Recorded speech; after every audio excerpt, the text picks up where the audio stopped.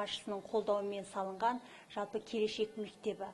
Бұл кез келген осы қаланың тұрғыны өзінің баласын оқуға бере алатын қол жетімді мектеп. Екінші бұл мектептің ерекшелігі бұның бір ауысымдылығы. Екінші ауысымда оқушылар өздерінің жаңағы үйірмелеріне, секцияларына және өздеріне қажетті деген пәндерге қатысумен жалғастырады. Көп жағдайда оқушылар, әсіресе орта буын оқушылары үйге берілген тапсырмаларды мектепте орындап кету қарастырылған. 4 бірдей спортзалымыз бар.